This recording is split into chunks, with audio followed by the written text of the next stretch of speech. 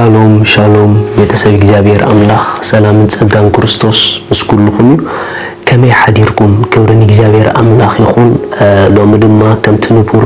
ናይ እግዚአብሔር ቃል ንመዓልቲ ዝኸውን ክንካፈሊና ምክንያቱ ንሕና መዓልታትና ብንሪኦ ይኮነን ንነብሮ ኖ ንመዓልትና ብናኣምኖ ናይ እግዚአብሔር ቃል ኢና ንነብረን ናይ ህይወት መርገፂና ዝሪኦን ንሪኦን ነጋጥመናን ንሰምዖን ገለ ይኮነን ኖ ናይ ህይወት መርገፂና እናኣምኖ ናይ እግዚአብሔር ቃል እዩ ኣብ ቃል ኢና ንረግፅ በቃሉ ኢና ንነብር ማለት እዩ አሜን ምክንያቱ ህይወትና ከምቲ ንሰምዖን ከምቲ ንሪኦን ደይኮነ ከምቲ ቃሉ ዝብለና ኢና ሎሚ ድማ ነዚ መዓልቲ ዝኸውን ቃል ክንካፈሊና ብገለ ነገር ኣይትጨነቁ ዝብል ቃል ኢሎም ክካፍለኩም ብገለ ነገር ኣይትጨነቁ ክብርን እግዚአብሔር ይኹን መጽሐፍ ቅዱስ ፊልጵ ምዕራፍ 4 ካብ ጥቕሲ 4 ብጎይታ ኩሉ ሰዕ ተሓጎሱ ደጊመ ተሓጎሱ እብል ኣለኹ እትለውሃትኩም ኣብ ኩሉ ሰብ ይፈለጥ እግዚአብሔር ቀረባ እዩ ድሌትኩም ዘበለስ ብጸሎትን ልማኖን ምስናይ ምስጋና ኣብ አምላኽ ይፈለጥ እምበር ብገለ እኳ ኣይትጨነቁ እቲ ካብ ኩሉ ኣእምሮ ዝበልጽ ሰላም አምላኽ ድማ ንልብኹም ሓሳብኩም ብክርስቶስ ኢየሱስ ክሕልዎ ኢሉ ክብርን እግዚአብሔር አምላክ ይኹን መጽሐፍ ቅዱስ ስለ ጭንቀት ክዛረብ ከሎ በምንም አይነት ነገር ክንጭነቅ እግዚአብሔር አይፈቅድልናን እዩ ንምንታይ ተተባሃለ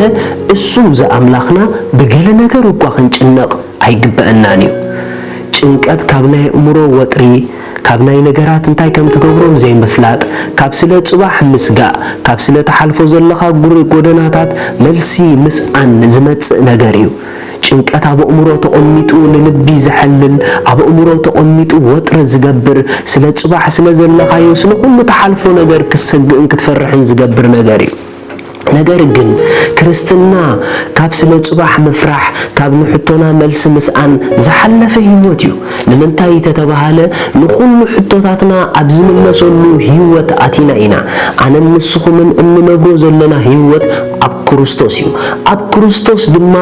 ገለ ኢልካ እትፈርሖን እትሰቆን ነገር የለን ኩሉን ብኩሉን ኣብኡ ዕርዩ ኩሉን ብኩሉን ኣብኡ ምሉስ እዩ እንተ ደኣ ኣብ ክርስቶስ ኮይና ክንሓስብ ጀሚርና ንነገራትና ኣብ ክርስቶስ ኣእቲና ክንሪኦም እንድሕር ጀሚርና ብገለ ነገር ኣይንጭነቕን ኢና ኢየሱስ ጎይታ እዩ አሜን ሪኹም ኣብ ናይ ጭንቀት ዓለም እንነብር ነገራት ልዕሊ ዓቕምና ክኾኑ ከሎ ነገራት መልሲ ክንስእነሎም ከለና ኣብ ናይ ጭንቀት ዓለም ይዘንብረና ንሕና ግን ነገራት ልዕሊ ዓቕምና ክኾኑ ይክእሉን እዮም ብምንም ዓይነት መንገዲ ንምንታይ ተተባሃለ ንሕና ብኡኡ ኢና ንነብር ንሕና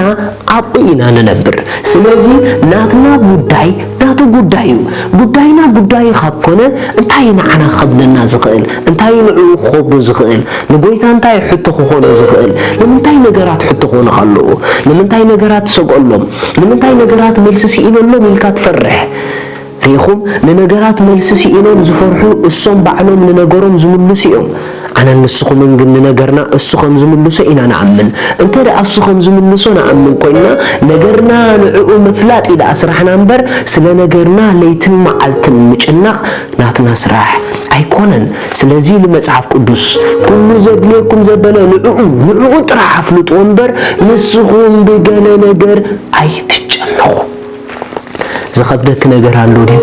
ዝኸበደካ ነገር ኣሎ ዲዩ ዘስገእካ ነገር ኣሎ ዲዩ ዘይተመለሰትሎ ነገር ኣሎ ዲዩ ክብርን እግዚአብሔር ይኹን ንኹሉ መላሲ ኣቦለካ ንኹሉ መላሲ ኣብጥኻሎ ንኹሉ መላሲ ምሰኻሎ ንዕኡ ደኣፍልጥ እምበር ስለ ዘይተመለሰ ጉዳይ ኣእምሮኻ ኣይተጨንቆ ኢየሱስ ንዘለዓለም ጎይታ እዩ ብገለ ነገር ኣይትጨነቁ እስከ ሎሚ ሓደ ሰብ ከምዚ ኢሉ ይዓውጅ ኣብ ህይወተይ ብገለ ነገር ኣይጭነቕን ንምንታይ ተተባሃለ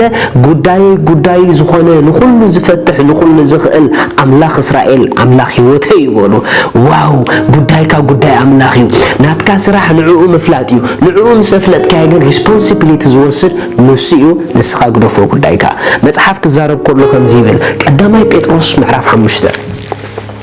ቀዳማይ ጴጥሮስ ምዕራፍ 5 ጥቕሲ 7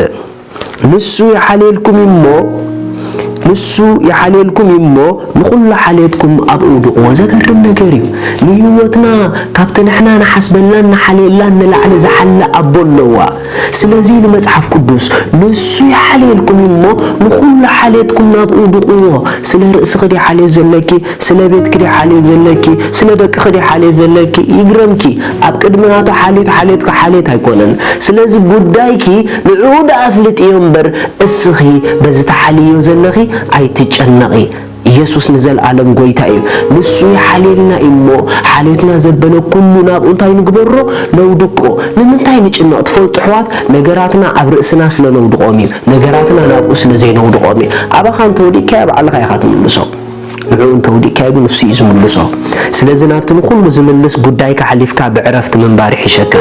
أملاخ سماي أعداونا عنا خمزين نمنتاي تدعيلكم مني 24 ساعات بزي مقرات أعداون نقراتنا نمفتح زرقحاتين السبع عليو نقركم نابايا ودقوه نسوكم بقال نقر كي تجنقو نقزي أبير زأمنو سبات كابتحاد ملكتا بهيوتهم چنكات يبولو من نمنتاي تتبهالة كم تبرهام نتزيلك كم هنو جيرو زتوع نابي كم زخيت كيف نتقلو دمتو تأزيزو زوات ملسكوا كيف نتكايو عرفكا تنبر انت دعا نعقو تأمن كون كايو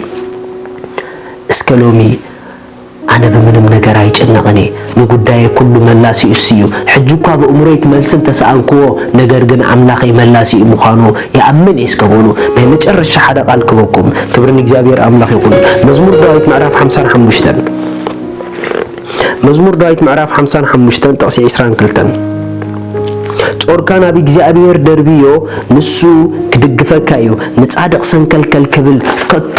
አይሐድጎኒ ዋው ጾርካና በእግዚአብሔር ደርቢዮ ንሱ ድማ ታገብረካይ ክድግፈልካዩ ንጻድቅ ሰንከልከል ክብል ከቶ አይሐድገኒ ደስ ይበልካ እግዚአብሔር ነገር ከቢዱካ ሰንከልከል ከብለካ አይጎድፎኒዩ ንምንታይ ተተባሃለ እግዚአብሔር ሰንከልከል ጻድቅ ክርኢ አይደልኒዩ ጻድቅ ሰንከልከል አይብልኒዩ ጻድቅ ንስኻይኻ ስለዚህ ሎማ አንተ አውጅ بقداي سنكل كلايب لني بحطي سنكل كلايب لني أملاخ سماي مسايو أملاخ سماي مسايو بولو كبرني جابير أملاخ يكون سنكل كل أي تبلنيها بس مع التزي بقلا نجر أي نقني لكم عصوه زي تملس قداي اللوري قداي بالكان ملاس يسيو كملو سجير كاوسودو نا أملاخ سماي دما كبر حبو شالوم